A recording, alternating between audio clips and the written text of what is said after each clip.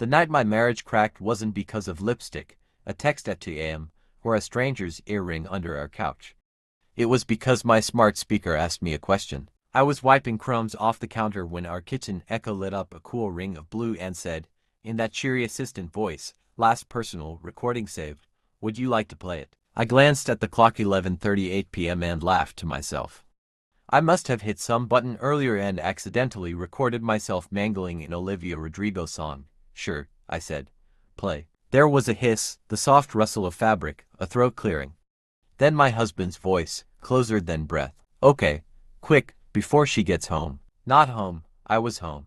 I looked around like the room might be a joke. Another voice followed, low, smoky, intimate. Not mine. "I hate waiting for next time," she whispered.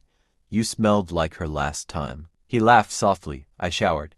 I always shower. Silence. The kind that knows exactly what it's hiding. "I love you, Ben," she said. "Say it back." "I love you," he answered, and my hand clenched the edge of the counter so hard a crumb bit into my palm. The recording clicked off. For a second the house had the strange, hollow quiet of a church after a service. Outside, a car passed. Upstairs, water moved in the pipes. Ben, in the shower, humming that tuneless hum I'd known for 11 years. I didn't unplug the echo. I didn't hurl it at the wall. I tapped the ring again with one knuckle, as if knocking on a door I'd been told was my own. "Play previous," I said, and the machine obeyed. A different day, different clothes rustling. The same two voices, nearer, braver. "Just leave your phone in the car," she murmured. "You know it scares me." He sighed like a man pulling off a mask. "You scare easily." "Not with you," she said. "Never with you." The recording ended.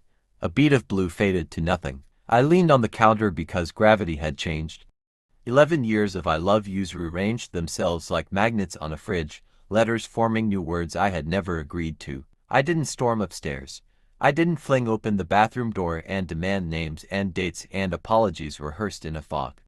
I stood very still and listened to my house, the hum of the refrigerator, the dog's gentle snore from the living room, the shower shutting off, the small domestic ceremony of a towel catching water, of skin meeting cotton, of a man who didn't know his voice had betrayed him to a machine. When he came down barefoot, hair damp, t-shirt clinging, he smiled tense, apologetic, the way he smiled when we both knew I'd cooked something he didn't like and he was going to pretend anyway. "Hey," he said. "Couldn't sleep." "I was cleaning," I said, and my voice worked. It shouldn't have. He kissed my cheek. Warm, familiar. Our dog lifted his head, blinked, decided we weren't exciting enough to supervise. Ben opened the fridge, poured milk, drank from the carton like a teenager. I watched his throat work. I watched a swallow move like a lie descending. "Hey," he said, carton still in hand. "Do you want to do the farmer's market on Saturday? They'll have the honey you like." "I thought you were driving to Raleigh on Saturday," I said, "to see Mark." He blinked once, then nodded. "Right, Sunday, then." I could have said the name out loud. The machine, our cheerful idiot roommate, had recorded it in the simplest possible language. "I love you, Ben." But shock is a weird curator. It decides which artifacts get displayed and which get wrapped in newspaper and shoved in a box for later. I wrapped the name. I shoved it in a box. I smiled and said, "Sunday's fine." He went back upstairs. The stairs are wood. They remember footfalls. I counted each one, a metronome for my new inventory of ruins. "Alexa," I whispered when he was gone, the way you whisper when you're ashamed of who you're talking to, "what are my saved recordings?" The echo lit up, playing your last 10 saved personal recordings. My kitchen filled with a highlight reel of a life I wasn't invited to. 10-second confessions, 30-second planning calls. Once, a single breath and a whispered, "Please." I learned the time of day they risked at late morning, when I was at school, the days of the week they preferred Tuesdays and Thursdays, the days I stayed late for department meetings, and the place they most liked to stand close enough that their voices came soft but the squeak of our cutting board could be heard beneath them by the counter, where Ben chops onions like he's practicing forgiveness. When it ended, I said it again. "Play previous, play previous, play previous." The echo obeyed until it couldn't, and then said, brightly, "You have reached the beginning." I listened to nothing for a long time, because nothing sounded cleaner than their voices did. It was almost 2 by the time I crept upstairs, peeled off my jeans, slid under the sheet next to a man whose heat I knew better than my own. He turned in his sleep and curled toward me, hand landing on my hip like it had been trained that way, which it had. For a moment my body decided to be its old self. It leaned toward him, forgave me, forgave the whole dumb orchestra we call marriage. In the morning, I woke to the smell of coffee and the soft scrape of Ben's spoon against a mug. He set one on my nightstand. The mug said good morning, sunshine, in our friend Andrea's loopy script. Gotta head out early, he said. Site visit. He kissed me and I watched him hunt for his keys and fail and pat his pockets and find them in the place he always keeps them. And I felt a surge of unhinged affection for how predictable people can be while gambling with your life. When the door shut, the quiet rearranged itself. I went downstairs and opened the app on my phone, the one that controls our lights, our thermostat, our idiot roommate and her unfailing cheer. The saved recordings were all there, times, dates, little waveform thumbnails like cardiograms. The Echo wasn't just a speaker, it was an accidental archive. I'm a teacher. I grade life for a living. I believe in evidence, in annotations, in the discipline of not trusting your first reaction. I downloaded everything. I send it to a new email account with a password I won't tell you, because even now I'm afraid of ghosts. I made a spreadsheet. Of course I did. Date, time, duration, words that mattered. I love you. I'm sorry. Next time. Please. Soon. She. He. I color-coded the entries not because I'm tidy, but because looking at everything in one color made me feel like I would dissolve. At noon I called Andrea. Do you ever feel like your house is listening? I asked. Our house is absolutely listening, she said. It tells me when the bread is done. What would you do if it told you something you didn't ask to know? She paused the way good friends do, the way they put a hand up to shield you from the sun while they think. Is this a metaphor question, or did your toaster narc on you? Not a toaster, I said. Close. Do you want me to come over? No, I said quickly. Not yet. Because here's another thing I believe in. The first person you tell becomes part of the story forever. I wasn't ready to give anyone a role. I taught my classes. I talked about symbolism and comma splices and the difference between confession and narration. I made a joke that made my 10th period laugh, and for a second I felt like a person who only had one life. Then a student asked whether the protagonist's secret makes him a liar even if he never speaks, and I laughed too hard and said, ask me in a week. At home, the dog barked at the mail. Dogs believe in paper. I do too, now. I opened bills and didn't see the amounts. I opened a flyer for a new grocery store and read the expiration date like a prophecy. I checked the app again. No new recordings, of course not. People don't confess to machines every day. They take turns with their courage. That night I watched Ben watching me while we ate, and I realized we were both acting in a play whose script we hadn't agreed on. I cut my chicken too carefully. He told a story about traffic that sounded pre-rehearsed. Our dog snored at our feet like a metronome for civility. Do you think we should go away? He asked, too casual. A weekend, get out of the loop. The loop, work, home, sleep. Raleigh? I asked. He laughed, then realized how little he was supposed to know. Raleigh could be a punchline. Not Raleigh. Okay, I said. Maybe. After he fell asleep, I changed the wake word on the Echo from Alexa to computer. It was petty, but I wanted the house to sound less like a person. I opened the app and scrolled deeper. There's a feature most people don't know about: an activity log with timestamps for voice interactions. I filtered by his voice profile. There they were. Dozens of whispers over the last 4 months tagged with Ben. Computer, play my playlist. Computer, set reminder. Computer, save personal note. Save personal note. My thumb hovered.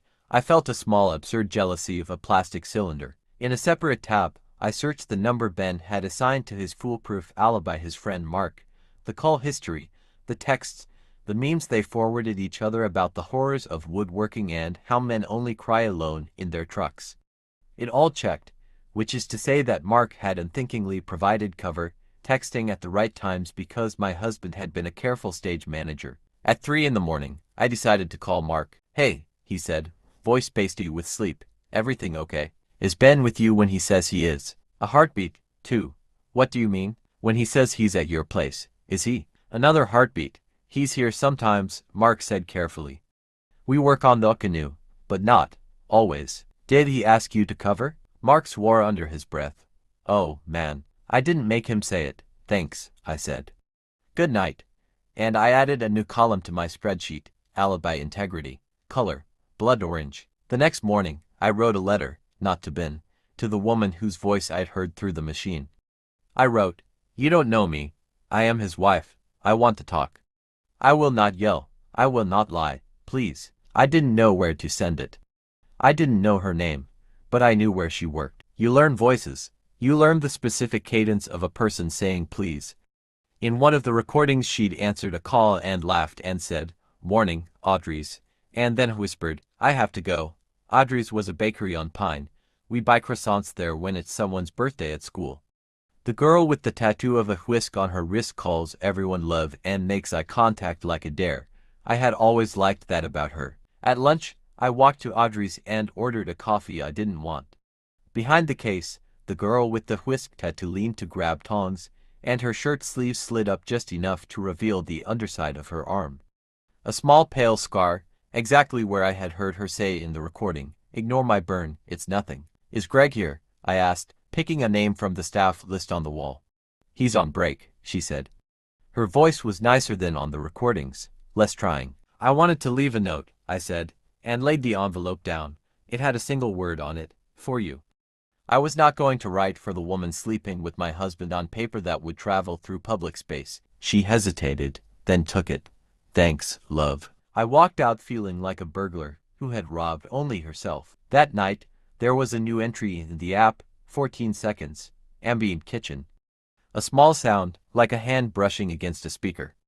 Then her voice calm, shaking the audio equivalent of a person holding their own shoulder. "I got your note," she said. "I didn't know you know." She swallowed. "I think I wanted you to know. I think I wanted someone to put a stop sign on the road I was already on." A breath. "I didn't know he was married at first, then I knew and told myself he'd leave." That's the line we all read to ourselves when we're tired. "He didn't tell me your name." I looked it up. "Julia, I'm sorry I used your kitchen to say sorry. I just didn't know where to put this voice." Ben came home late. I had the strange, adult urge to ask if he wanted anything from the store. I said nothing. He said nothing. We turned into satellite dishes pointed at different weather. The next day I got an email from a burner address with no name. The subject line said, "I'm the voice." The body said, "Can we talk in a place with people?" I chose the library. No one yells in libraries. Anger has to share a table with quiet. Her name was Mara. Up close she looked older than her voice, 35, like me but with the kind of tired that sits in bones, not under eyes. We sat in a corner by the biographies, between women who had been first ladies and women who had been the first to do something. "I didn't know," she said, before I asked anything. "He told me he was separated, then he told me it was complicated. Then he told me he was staying because you were unwell." "I'm a teacher," I said, and laughed, "because this is a kind of unwell." "I told him to leave," she said, 3 times. "He said he was the only good thing in my life that wasn't flour or debt." "How long?" 4 months, she said. "We started talking when he came in for coffee and said the lights in here make people honest." "That's a good line," I said, because it was. "It is," she said, "and sometimes true." "Why the speaker?" I asked. "Why our kitchen?" Her face folded. "I didn't know." She shook her head. "He said he liked the sound in there. He said it made his voice feel like himself." Did he?" I couldn't say the rest. "We didn't in your house," she said, quickly. "I swear, we didn't." She wiped at her cheek. "I know that's the smallest possible moral." "Small morals are still morals," I said, though I didn't know if I believed it. We sat there and did the paperwork of grief. Who came first? Who told what? What we thought we were owed. When she stood to leave, she said, "Do you want me to disappear?" I could have said yes. It would have been easier to burn the part of the map that was hers. I said, "No. I want you to help me make sure I'm not crazy." "You're not crazy," she said, and the relief of another woman naming the floor under my feet was so vast I had to look away. At home that night, I told Ben I wanted to try a new rule. "No phones or screens in the kitchen after 10, I said, stirring soup. "We keep leaving breadcrumbs the house can hear." He stiffened just enough. "Okay," he said. "Sure." We ate. He complimented the soup too hard. We watched a show we used to love and found ourselves irritated at its willingness to tie up what our life refused to. At 11, he yawned and said he'd check an email and I said, "Lightly kitchen rule," and he said, "Right," and sat down at the table anyway. And I thought about how rules without consent are just furniture you bark your shins on. At 11:26 p.m., the echo lit up blue and said, "This device is offline." I had unplugged it at 7. I went to bed and held my breath like a person diving. In the morning, there was a new recording waiting, timestamped 7:05 a.m., when I had walked the dog, his voice brisk, urgent. "We have to be careful. She's suspicious." Her voice, small. "She's not stupid." I know. A sigh. "I'll handle it." I sat at the table with my coffee and realized I had a radio station dedicated to my humiliation. I closed the app. I opened a new tab. Family law attorney near me. Her name was Tasha, and she had the kind of expression that makes you believe in winter coats. I brought the spreadsheet, the recordings, a list of words I couldn't say without my throat closing. She didn't flinch. "A case like yours," she said, "is about narrative. Judges understand heartbreak, but they respond to timelines. Do I have to serve him?" "Yes," she said, "but you get to choose how." "How do people usually choose?" "Some choose the dramatic route," she said. "At work, at dinner, with a process server who looks like he could be on TV. Others choose quiet. Sheriff's deputy at dawn. Papers in a manila envelope like a bad report card." I thought of the recording. "I'll handle it." "Quiet," I said. "No more performing. Not from me." She reached for her calendar. "Friday," she said. "We'll file Friday at 9. Friday, he told me, he would be driving to Raleigh. Thursday night, I laid out his shirt for school like a person pretending nothing is ending. I ate one brownie too many because sugar is a legal narcotic and I am a law-abiding citizen. I kissed my dog's dumb, perfect head and told him what he already knew, that he was a better man than most men. At 6:58 a.m., 2 minutes before the filing, Ben came into the kitchen with a duffel. "You look nice," he said. "Big day." "Field trip," I lied. "State museum." He kissed my forehead. "You're good with kids," he said, like a compliment he hadn't earned the right to give. "So are you," I thought, and swallowed the thought whole. At 9:31 a.m., Tasha texted, "Papers filed." At 10:12, she sent a second message, "Served." I didn't check my phone for a while because sometimes mercy is a delay. At 10:47 it buzzed 3 times in a row. "Unknown number. I'm so sorry." "Unknown number. He said you knew." "Unknown number. He said you were leaving him." I typed back, "He is leaving me," in a file folder, with copies. At lunch, Mara came in for a coffee and a nod. She slid a napkin toward me with a phone number on it. "A therapist," she said. "Good at couples, better at exit ramps." I didn't go home after school. I sat in my car in the parking lot behind the library, where we talked and listened to the hum of a town that didn't know this day would be the day I took my life back from a blue ring of light. I thought about how betrayal isn't only the thing done to you. It's the months you spend editing your reactions so the person hurting you doesn't feel inconvenienced. When I walked in, Ben was at the table, with the envelope open, the papers spread like a buffet of consequences. "Really," he said. "Like this?" "I wanted to do it in our kitchen," I said, "because petty is sometimes the only spice you have left." He laughed once, ugly, so that thing finally told on me. "The thing recorded what you said," I said. "You told on yourself." "You were listening," he said, as if that was the betrayal. "Yes," I said. Finally, he gestured at the dog, at the fridge with our silly magnets, at the spot on the floor where we'd once danced badly to a song that is now ruined forever. "You're going to blow up everything." "It's already blown," I said. "I'm just not pretending it's confetti." He stared at me for a long time. Then he said, so quietly I almost missed it, "You're not the only one I lied to." "I know," I said. "I lied to her too." "I know. She thinks I'm a good man," he said. And it sounded less like an argument and more like a confession he hadn't rehearsed. "I know," I said again. "I used to think so too." He packed in silence, 2 shirts, a charger, the watch his brother gave him when he was best man at a wedding where the vows were simple and everyone cried. He stood in the doorway with the duffel and said, "Do you want me to say sorry right now, or later, or not at all?" "I want you to tell me the truth one time without selling it," I said. He swallowed. "I love being to people," he said. "It made me feel bigger than I am." "Thank you," I said. "That's the rotten core I needed." He nodded.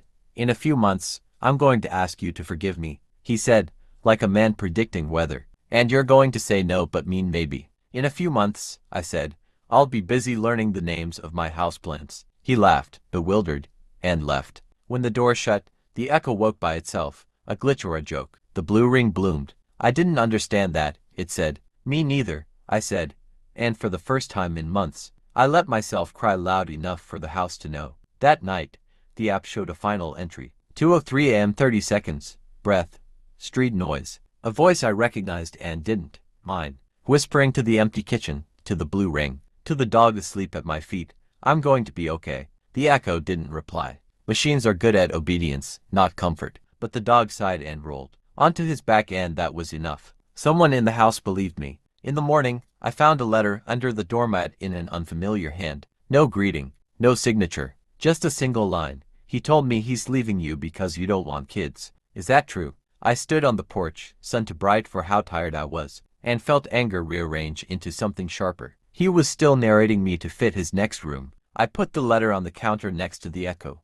I made a new pot of coffee. I sat down with a pen and wrote 3 sentences I would not edit for anyone. I wanted kids. We tried. We lost 2. He knows that. He used that. I took a photo and sent it to the burner email. Then I turned the echo's microphone off and set a plant on top of it and texted Tasha that I wanted to talk about temporary orders for the house, for the dog, for the bills, and for a thing I had never planned for, boundaries. By noon, I had a plan. By 3, I had a locksmith at the door. By 5, Andrea was on my couch with takeout, and a face that said she would love me in the stupid parts too. At 7, Mara sent a message. Thank you for not making me your enemy. At 9, my mother called and said, the plant looks good there, without seeing it, because mothers have an app no company can patent. At 11, I lay in bed and didn't check the app. I slept with the window cracked so the house could learn the sound of night air that doesn't lie. And in the morning because the world does not stop being ordinary just because your life. When cinematic, my dog needed to pee, and the coffee needed to be ground, and my juniors needed someone to pretend the symbolism in the novel was obvious. I did those things, badly and then better. This is the end of nothing. It is the beginning of something that hurts less honestly. And if you're reading this wondering when the explosion happens, it already did. It just didn't make the noise you expect. It sounded like a blue ring and a voice saying, would you like to play it? And a woman who finally said no. The first weekend after service, the house learned my new schedule. Lawyer on Friday, laundry on Saturday, crying on Sunday. I didn't schedule the crying. It put itself where it fit. Tasha filed for temporary orders. The house, the dog, the accounts, a spending freeze. He'll protest, she said. Men who don't like boundaries tend to also dislike budgets. She was right. Ben's reply arrived with phrases like punitive and overreach, as if restraint were a form of violence. On Monday, a deputy walked him through the temporary order like a weather report. Ben texted me a photograph of the paper with a circle around the phrase, exclusive possession. He wrote, so this is how you love. I did not reply. I was busy loving myself with locks and a plan. Mara and I met again, this time not at the library, but on a park bench where people walk dogs that look like their feelings. She brought ginger cookies in a paper bag. I brought the thing I had been resisting, the truth about what he was saying, about the children we never had. He told me you didn't want kids, she said quietly, before I could open my mouth. He said you shut down whenever he brought it up. I wanted them so much our house broke, I said. We tried. Twice. We lost both. He knows. My voice did not wobble until I said the word lost, which arrived wearing every room we'd ever sat in silently together. Mariah's face folded in on itself. He told me you used it to keep him, she whispered. I shook my head. He used it to leave me without moving. She wrote something on her napkin, an old waitress habit. It said, believe the woman who bleeds. She tore it off and pressed it into my palm like a ticket. The first hearing was in a courtroom the color of old envelopes. Ben's lawyer tried a tack I hadn't anticipated. He blamed the echo. My client's privacy was violated by a misconfigured device. He said, any recordings are unreliable, susceptible to accidental activation by television, by pets, by malicious third parties. We will be moving to suppress. Tasha didn't blink. We're not here on a criminal case, she said. We're here on a temporary order. Context matters. Timeline matters. Intent matters. And, she glanced at me, patterns matter. The judge leaned forward. Counselor, do you have anything besides the recordings? Tasha smiled like a patient teacher. We do, Your Honor. Opposing party created an Alexa routine labeled, clean up that upon detecting. Wife's phone disconnecting from the house. Wifey sets volume to 2. Deletes the last personal recording, and plays white noise for 60 seconds. The cloud log captured the routine creation and revisions. Intent to conceal is not a misconfiguration. Ben's head snapped toward me. The sound it made in my chest when he realized. I knew was the sound a bridge makes when the engineer decides it will stand. The judge issued the orders. The house was mine for now. The dog, too. The accounts, frozen but for necessities. We were to exchange disclosures of finances and digital accounts within 10 days. We were to attend one session of mediation before trial. The judge looked at both of us and said, "If there are children, this is where I give my speech about shields and swords. You have no children. Consider yourselves the children for whom you must behave." Outside, on the courthouse steps, Ben called after me. "Julia." I stopped because once upon a time that was a word that built rooms. "You're not the only person who lost," he said. "I lost too." "Then stop stealing," I said. He flinched. For a heartbeat I saw the man I married, the one who cried into my hair when the line on the stick was faint. Then he blinked, and posture replaced person. "She's not who you think she is," he said. "Neither are you," I said, and kept walking. Welcome to discovery. A legal ritual in which two people who pretended to share a life lay it out on the table and label each organ. Bank statements, retirement accounts, the storage unit key I didn't know about. There were payments I recognized and ones I didn't. Florist, hotel, a Venmo to M with a string of emojis I had to Google. There were also payments that made my body go cold. A cash withdrawal the day I had a DNC. A receipt from a bar the night I miscarried at home. At mediation, a man with gentle eyebrows wore a tie patterned with scales and said words, like closure and compassionate, uncoupling as if diction could turn divorce into a beige tabletop. Ben began with a speech. I felt unseen. We drifted. I made mistakes. I want to make this right. He didn't look at me. He looked at the mediator like a jury and at Mara like a phantasm. He could will away by avoiding eye contact. She wasn't in the room, of course. She was at the bakery, where ovens turn betrayal into bread you can hand to someone without explanation. "I'll sell the house," he offered. "We'll split the equity." "I already sold the house," I said. "Temporary order. I need it out. You'll receive your share less fees you created." I slid the closing statement across the table like an assignment. He blinked. "That was our house. It was the scene," I said. "We're changing venues." He wanted the dog. "He's mine," he said. "He always loved me more." The mediator sighed. Tasha breathed. I said, "He chose my shoes." "We follow the law and the shoes." The mediator nodded solemnly, as if shoe law were in his textbook. We fought about furniture like exhausted archaeologists. Who unearthed what? Who touched it more? Whose fingerprints mattered? We fought about debt. We fought about whether the echo could be considered a marital asset. "It's a witness," I said. "And like most witnesses, it can go home after this and never think about us again." Weeks passed. My apartment learned my footsteps. The dog learned my new schedule. My students turned in essays full of metaphors too loud and I graded them softly. Joel, the man with the toothbrush that asked permission, texted a photo of a farmer's market tomato so obscene it felt like a dare. I said, "Okay, Saturday." He said, "I have coasters." I laughed at my own joke from months ago and let this new man bring me fruit. Then came the twist, the one story insists on. I had turned the Echo's mic off the day Ben left. I had left the plant perched atop it like a hat. I hadn't opened the app in months. One Tuesday I opened the cupboard above the counter to get a mixing bowl. The plant wobbled, and I caught the speaker before it fell. The blue ring flashed just a pulse, like a heartbeat persisting in a lab. The app opened itself on my phone with a notification I had not asked for, as if the house had decided it was time. One new personal recording. Date: the morning after the first hearing. Time: 5:12 a.m. Duration: 0:21. My stomach flipped. The mic had been off. How? I played it. Footsteps. Our kitchen, echoing in the early empty way it does before coffee. A click. A breath. My voice, not a whisper.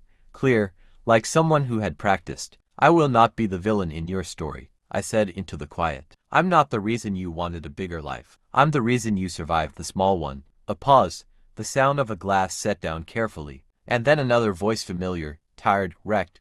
"Ben." Barely above a breath. "You're right," he said. "I'm sorry." The word arrived like a novice swimmer reaching the wall. Static. End. I played it twice, 3 times. The mic had been off. I remembered the click, but the routine logs show device interactions even when the hardware switches slid. Somewhere in the cloud, the house had kept one last truth in escrow, and released it when the plant wobbled and the blue ring remembered it could glow. I didn't call him. I didn't send it to Mara. I didn't send it to my lawyer. I stood in the kitchen, palm on cool plastic, and let this small thing do what big things hadn't: balance the room. The recording did not absolve him. It did not erase the spreadsheets, or the white noises, or the burner letters, or the cruelty of lying about babies you never met. It did not fix anything. It confirmed something. I had not hallucinated my goodness. He had known it and chosen otherwise. I opened the app, scrolled to the very first recording, the one that began it all. I hovered over the trash can icon. I didn't press it. I made a new folder and called it Archive. Not alter, and put both files there.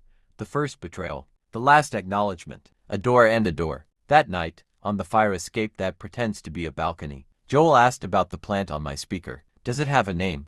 It's called Boundary, I said. And it's thriving. He laughed and handed me a tomato. The dog sighed the satisfied sigh of mammals who like summer. The next morning, a 10th grader lingered after class. Ms. Lane, she said, how do you know when the metaphor is too much? When it stops helping, I said. When it becomes a costume instead of a tool, she nodded. Then I'll take the costume off. She smiled and left. And I wrote her sentence on a sticky note and stuck it to my desk and decided to try it myself. Here is what I know now. Technology didn't betray me. It archived what I couldn't bear to name. The twist was never in the gadget. It was in the last 21 seconds.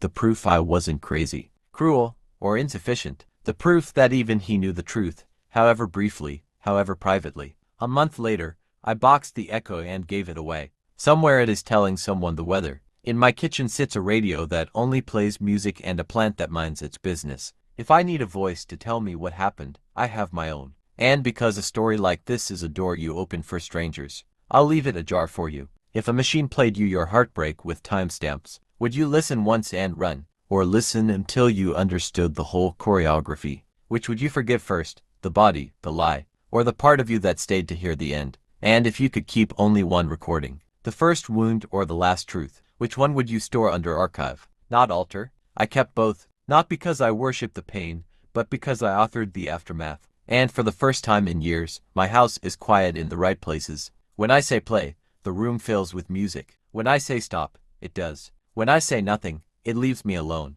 That, I have learned, is the opposite of betrayal.